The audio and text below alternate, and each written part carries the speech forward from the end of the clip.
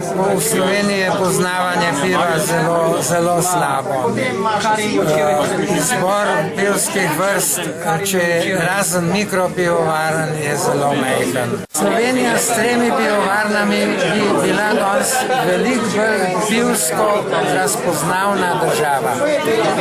Tako smo pa ena država z najmanj pivovarnami na svetu. Seveda danes je ogromno mikropivovarn, nekje 30. Mikropivovarne so bolj muhe enodnevnice.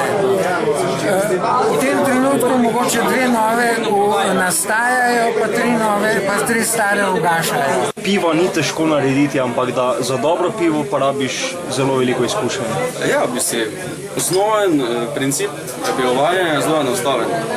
Rabiš vodo, slad, hmelj in kvas. Žito zmeljaš, oziroma slad zmeljaš, zmešaš z vodo, po nekem temperaturnem programu to drozgaš, potem to precediš, dobiš pivino, dodaš not hmelj, skuhaš, ohladiš, dodaš kvas, fermentira in je to pivo.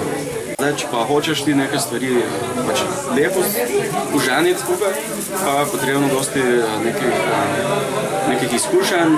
Tu so tudi različne časi, odločajo pa temperature, pri katerih se recimo drozga, pa kako dolgo se hmelj kuha, kdaj se doda katerih hmelj.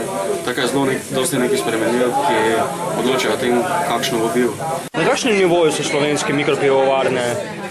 Danes lahko rečemo, da je nekaj slovenskih pivovarn že na precej visokem nivoju. Zdaj poimensko ne bomo naštevali, ampak to so vse te, čim mikropivovarna obstoji 10-15 let, lahko rečemo, da je dosegla nek tak nivo kvalitete, da je osvojila pač ti svoj mali del tržišča. Moja ideja ni delati piva samo za poznavalce. Prva stvar, ki je, bi zelo bil vesel, da bi čim večji krog ljudi pilo kvalitetno pivo. Ne prilagajam mojega okusa nikakor, zahtevam recimo trga, pivo naredim na svoj okus. Je pa pač neko dejstvo, da vsi pač ne zaznamo nekih okusov in arom kot prijetne oziroma dobre. In zdaj pač jaz sem neki kontrast tem velikim pivovarnam, ki kupce išče na ta način, da pivo pač uskubijo do te mere, celo nekateri grejo v skrajnosti, da je pač pivo tako neko pivo z vodo.